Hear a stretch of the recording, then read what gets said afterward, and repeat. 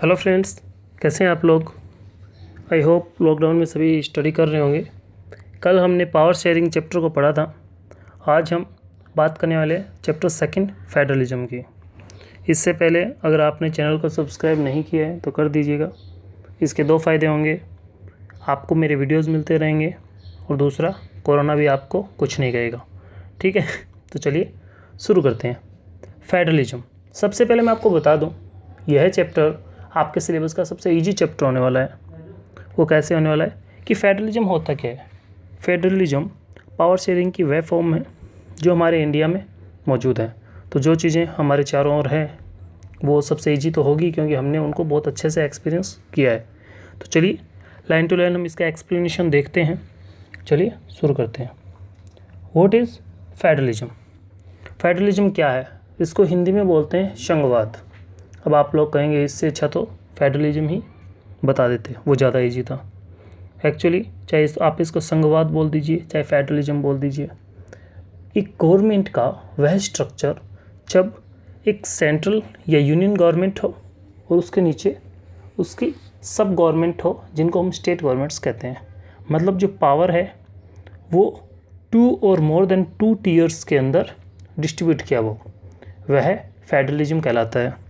तो इंडिया के अंदर क्या है हम देखते हैं ना, ऊपर एक सेंट्रल गवर्नमेंट है जिसको अभी श्री नरेंद्र मोदी लीड कर रहे हैं। उसके बाद में सभी स्टेट्स की रिस्पेक्टिव उनकी अपनी अपनी स्टेट गवर्नमेंट्स हैं। और उसके बाद में इंडिया के अंदर एक तीसरी गवर्नमेंट भी अडॉप्ट की गई है जो होती है लोकल गवर्नमेंट। ये सब चीज़ें तो हम देख ही रहे हैं, तो इसलिए हमें ये पता है कि ये फेडरलिज्म का फॉर्म है। तो जो सिचुएशंस इंडिया में है वो सारी की सारी फेडरलिज्म की होगी। हाँ, इंडिया का जो फेडरलिज्म है वो बाकी फेडरलिज्म से थोड़ा सा अलग है। तो इंडिया का जो एक थोड़ा स्पेशल है उसके बारे में क्या है वो हम बाद में आगे देखेंगे। What is federalism. Let's get back to the contrast between Belgium and Sri Lanka that we saw in the last chapter. चलिए दोबारा बेल्जियम और श्रीलंका की तरफ चलते हैं। जो हमने लास्ट चैप्टर में हमने उसको डिस्कस किया था वहीं से दोबारा शुरू करते हैं। आपको याद होगा कि बेल्जियम ने क्या किया कि अपने कॉन्स्टिट्यूशन में 4 बार चेंज किए थे, और जब उन्होंने 4th टाइम चेंज किया तो उसने सेंट्रल गवर्नमेंट से कुछ पावर्स लेके उसने रीजनल गवर्नमेंट्स थी, जो स्टेट गवर्नमेंट्स थे, उनको दे दिया। Regional governments had powers also, पहले भी उनके पास पावर थे। Regional governments existed in Belgium even earlier, पहले भी रीजनल गवर्नमेंट थी, उनके पास पावर भी थे, लेकिन वो जो पावर थे वो सेंट्रल गवर्नमेंट के दिए हुए थे। और जब चाहे वो सेंट्रल गवर्नमेंट रीजनल गवर्नमेंट से जो स्टेट गवर्नमेंट्स थी उनसे पावर वापस ले सकती थी। वह जो चेंज था वो 1993 में हुआ।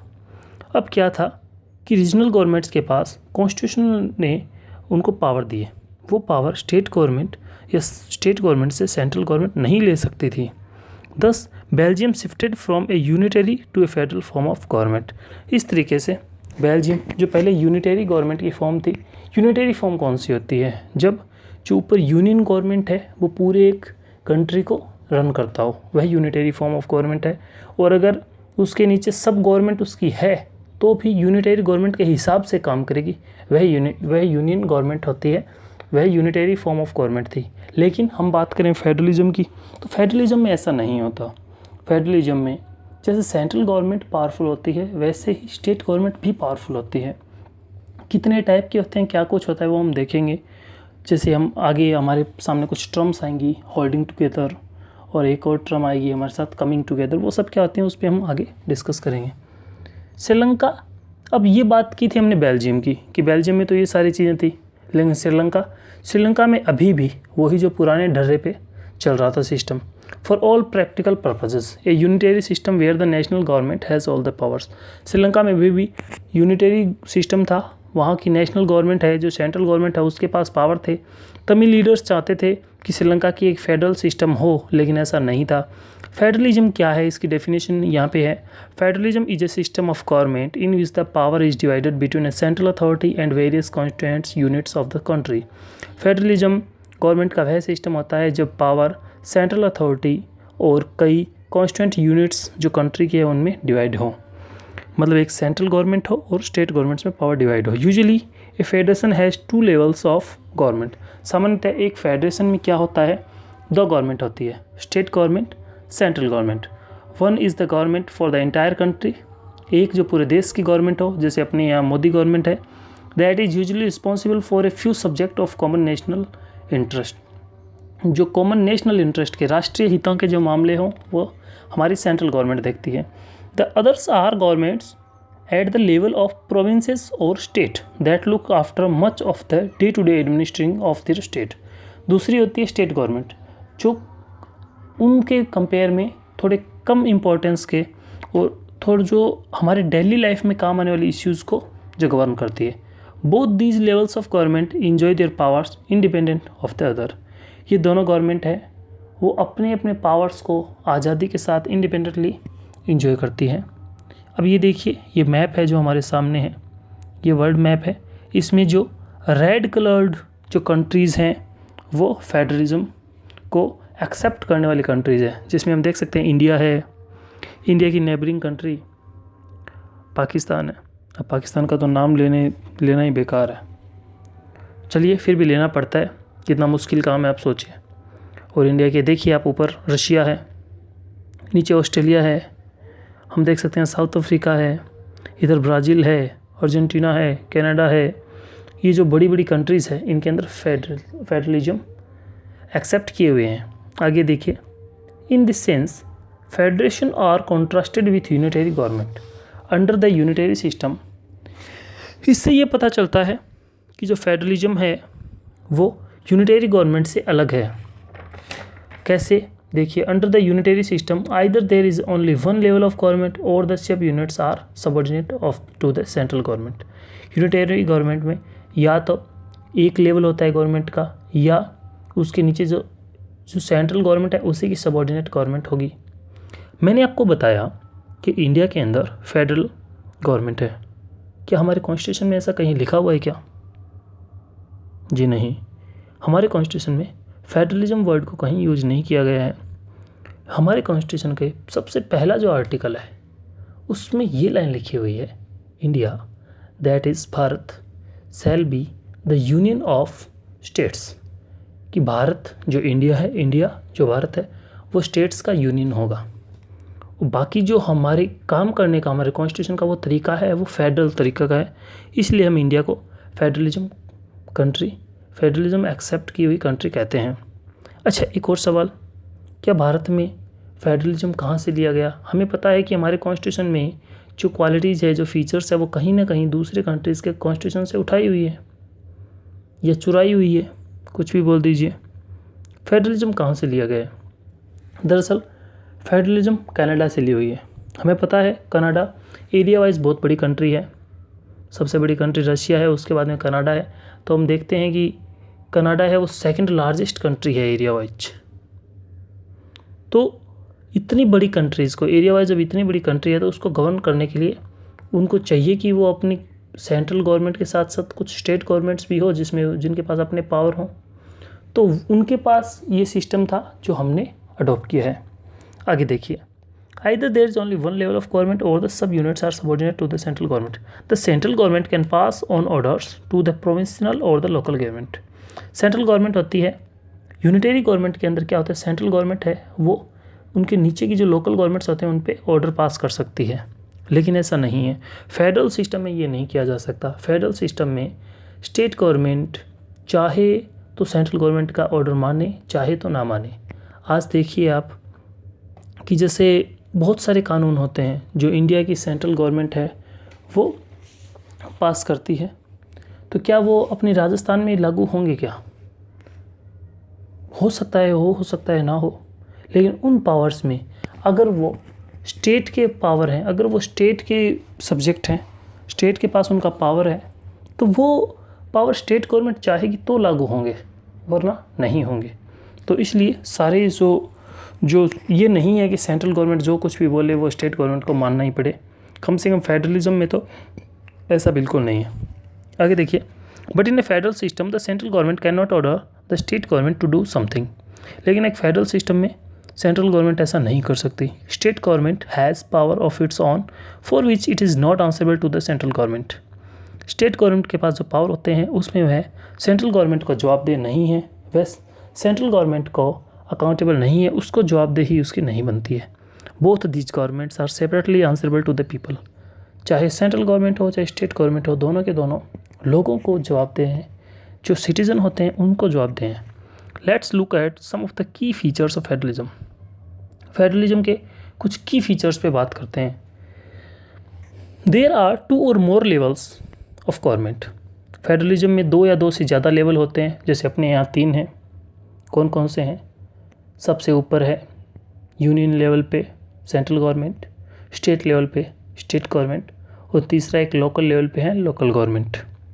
अब आप मुझे ये बताइए, क्या इंडिया में जब कॉन्स्टिट्यूशन बना था क्या ये तीनों लेवल थे क्या, या 2 थे? तीनों नहीं थे, 2 ही थे। तीसरा कब आया? तीसरा आया 1992 में।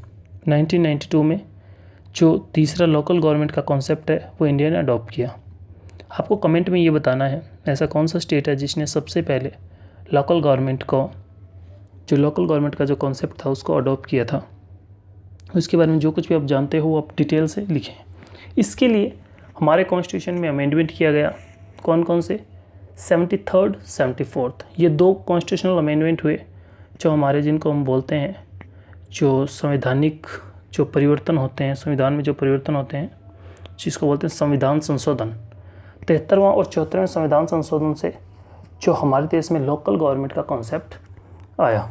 73rd है वो पंचायत के बारे में बात करता है। 74th है वो अर्बन शहरी लोकल गवर्नमेंट के बारे में बात करता है। दूसरी क्वालिटी देखिए, different tears of government govern the same citizen. Government के अलग अलग टीयर्स हैं, वो सेम ही सिटीजन को गवर्न करते हैं। जैसे हम नागरिक हैं तो हम सेंट्रल गवर्नमेंट भी हमारे लिए अकाउंटेबल है।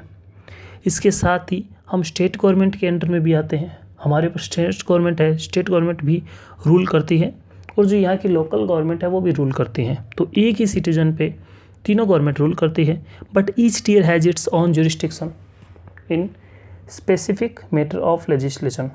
लेकिन उन सब का खुद का जुरिस्डिक्शन होता है, इन सब का कार्य क्षेत्र, अधिकार क्षेत्र, जो न्याय क्षेत्र है वो बांटा हुआ होता है। टैक्सेशन एंड एडमिनिस्ट्रेशन, जो प्रबंधन का, प्रशासनिक कार्य करने का और टैक्स का, ये सारे काम है वो हमारे कॉन्स्टिट्यूशन में बहुत ही ब्यूटीफुली तरीके से बांटे गए हैं। तीसरा देखिए, the jurisdiction of the respective levels और tiers of government are specified in the constitution, so the existence and authority of each tier of government is constitutionally guaranteed. The jurisdiction of the respective level और tier of the government are specified in the constitution. सबके jurisdiction है वो constitution में बांटे गए हैं, इसलिए existence and authority of each tier of government is constitutionally guaranteed. तो इन सब के जो एग्जिस्टेंस है और इन सब की जो अथॉरिटी है वो कॉन्स्टिट्यूशन में उनकी गारंटी दी गई है, सबको सुनिश्चित किया गया है। Fourth, the fundamental provision of the constitution can not be unilaterally changed. अब कॉन्स्टिट्यूशन में जो फंडामेंटल प्रोविजन है, जो मूलभूत जो अधिकार हैं, जो प्रावधान हैं, जो मूलभूत प्रावधान है हमारे कॉन्स्टिट्यूशन में, वो यूनिलेटरली चेंज्ड, बदले नहीं जा सकते किसी भी गवर्नमेंट के द्वारा। मतलब ऐसे नहीं है कि स्टेट गवर्नमेंट चाहे तो उनको बदल दे। Such change require the consent of both the level of government. उसमें सभी गवर्नमेंट, सेंट्रल और स्टेट, दोनों गवर्नमेंट्स की जो इसमें परमिशन है वो उसकी ज़रूरी है। Courts have the power to interpret the constitution and the powers of different level of government. Court के पास पावर है कि वो डिफरेंट लेवल ऑफ गवर्नमेंट पे इंटरप्रेट करे। The highest court act as an empire if dispute rise between different levels of government in the exercise of their respective powers.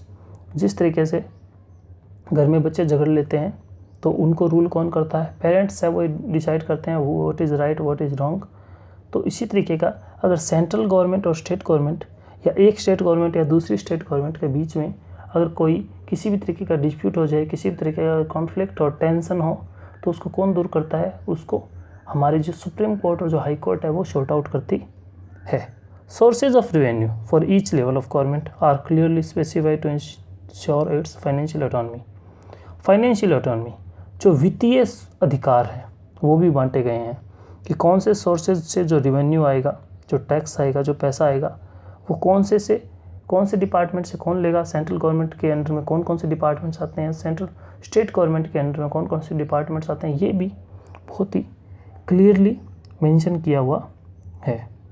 अब देखिए, the federal system दस has dual objectives. इसलिए 7th देखिए, federal system के 2 उद्देश्य हैं। एक तो कि देश की यूनिटी को बनाए रखना और दूसरा देश की डाइवर्सिटी है उसको बनाए रखना।